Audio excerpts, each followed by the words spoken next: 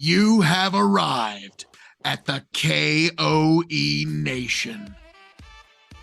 Welcome, one and all, to the K.O.E. Nation for a very, very special full-proof review. I am your King of Extreme, Phil K.O.E., the man of the hour, the man with the power, the man that makes the other podcast power. You can, of course, find me at K.O.E. Nation on YouTube, TikTok, Twitch, and Twitter. And I am joined this evening by my elated, excited, indomitable broadcast partner, the one, the only, the 15-time Revolutionary Wrestling Podcast champion, the Blendmaster of Ceremonies, non-chill filter, quadruple still, Tony fucking G. And you can find me at all my socials, podcast, at Linktree/Tony the Rod. And Phil gave me the ungodly task of picking a bourbon to drink next, and I just couldn't help myself. The choices were so many.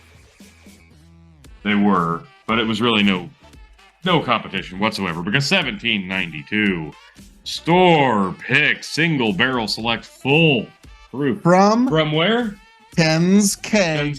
1792 in Lincoln, Nebraska. And wow, KEGS has not done us wrong. They have not done you or I wrong, as several. And 1792 specifically, your store picks. Is it safe to say they're pretty good? We were a little taken aback just last year. Yep. About how good one particular iteration was. Kind of came out of nowhere and slayed some dragons. Yeah, last year, Wine, Beer, and Spirits 1792 Full Proof won the entire tournament, crushed George T. Stagg. It wasn't even close. So I'm looking forward to seeing how this bad boy goes. Yeah. Not an impressive cork pop. And I will say all 1792 looks like a Avon perfume bottle. Yeah, that's fair. Like it seems to be going for a very special chic. And I've noticed, like, whenever I show women this bottle, they always love it. It is feminine. It's the cork, it's the shape. I don't hate it. But there's not a lot of distinction between any of the offerings, like full proof, single barrel, bottle, but whatever. Whatever's there, like, this is the distinction. It says it in the text. Others, that's it. The shape is the same. The label's the same. You get a sticker. Take up the nose, T. Something very peculiar is going to jump out at you. All right. It's 125 proof. Ready for a jump scare? By the complete lack, the absence, you're not smelling 125 proof ethanol. Really, that's a typo then. Nope, 62.5 ABV, 125 proof. Oh, it smells like a 93 proof. I'm coughing just reading that. Yet, holy hell! Yeah, it smells like 93. Yeah, that doesn't even. Yeah, that's not 100 proof that I'm smelling. Like, wow. Okay, Tony, you know how empty Heaven Hill Elijah Craig noses are at like 80 proof and 90 proof and 100 proof? Like, it's not empty. That's vacuum.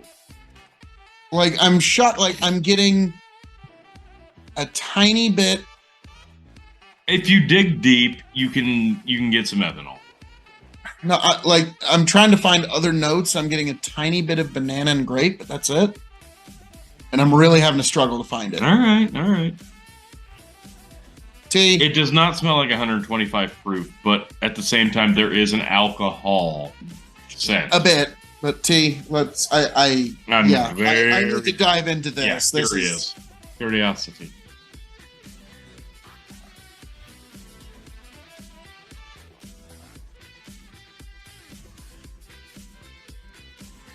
It drinks like 107.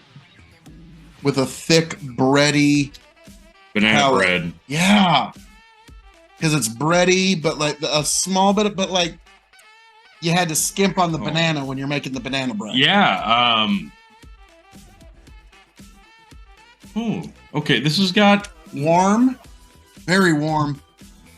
So if you dissect like a cinnamon roll, you take off all the top layer of the frosting and you get right into like the gooey breading, but still has all the cinnamony flavor.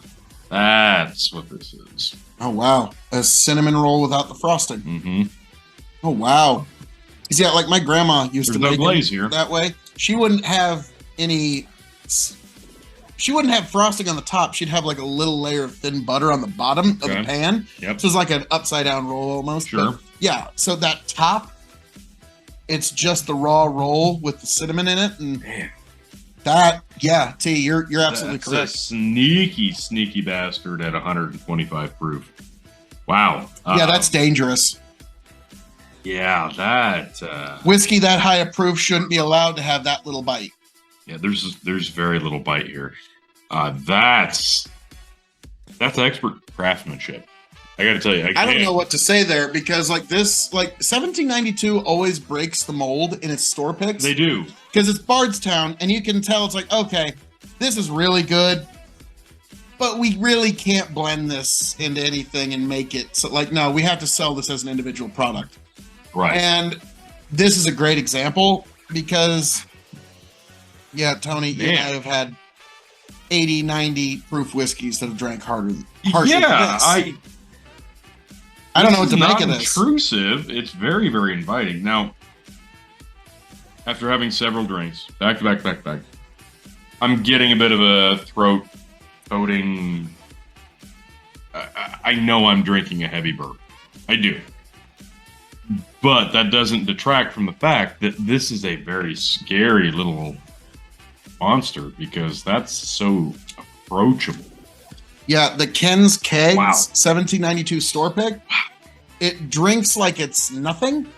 It goes down smooth, and I can already feel it start to, let's say, warm my insides. It's warming up the gears, and the keys haven't even been turned. Yeah, so for those who don't know, we grade on a couple of 5-star scales. 5 meaning you have to have it before you shuffle off this mortal coil. 0 meaning pass it on by. The K.O.E Nation has advised you well. So we're going to grade this as a bourbon, as a whiskey, as a cask-aged spirit. It's shelving. And for those new to the show, the secret 5th question. Now, T, I'm going to be frank with you. I am going to be all over the place here.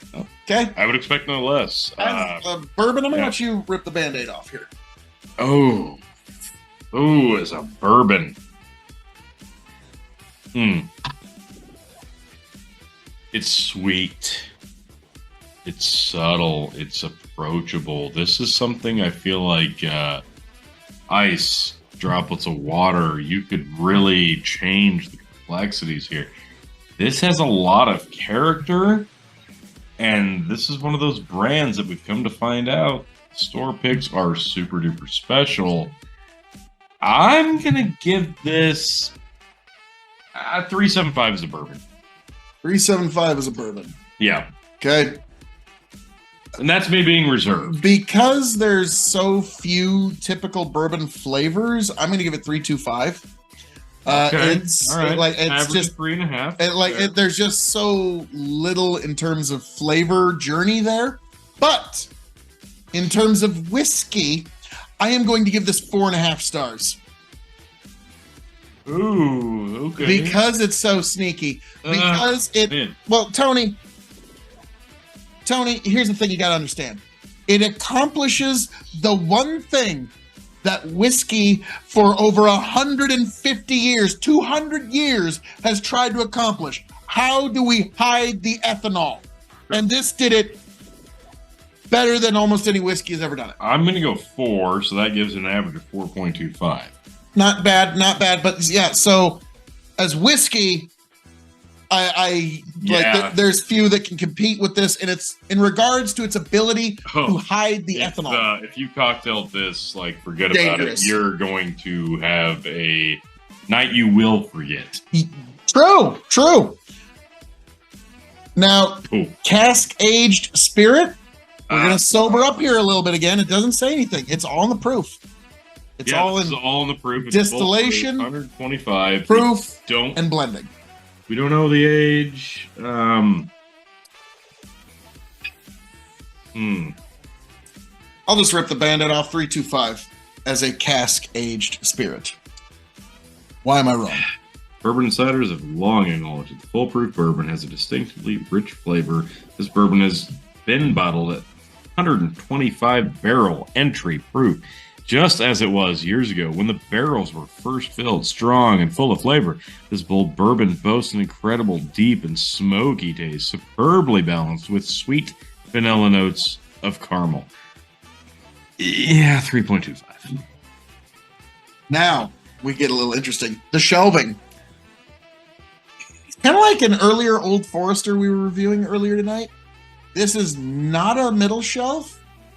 It's not quite a top shelf either. This is one of those cases of how busy are my shelves with this brand. Honestly, I don't know about that because I feel like this would just be kind of sitting next to you at your computer desk for your random grabbing for sipping whiskey.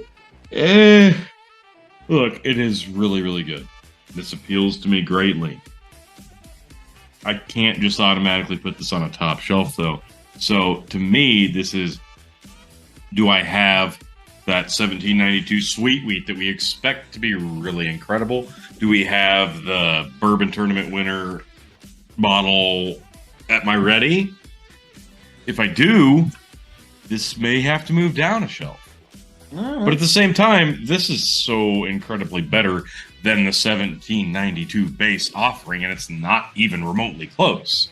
So again, I say, it's how busy are my shelves with the 1792 brand? Fair enough. Now we move on. Secret. Fifth question. When this bottle runs empty, Ryan Reynolds. Oh. I'm going to put it this way. This one, I don't think you can get anymore. But 1792 store picks are always on my radar. If I see one, agreed, I'm grabbing it from that store so I know how much I like that store picks. So yeah, there's no dispute there. So 1792, you've done it again. Ken's KEGS. Thank you for this amazing store pick, and this is some dangerous stuff. So folks, as I'm known to say around here, all that being said, thank you for joining us for this very special store pick spirit review of Ken's KEGS 1792.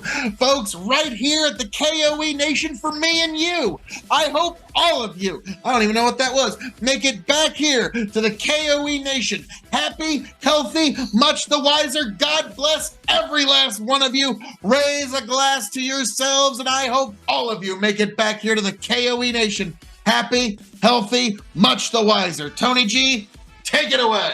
Full of proof and full of piss and vinegar. We'll catch you on the next one.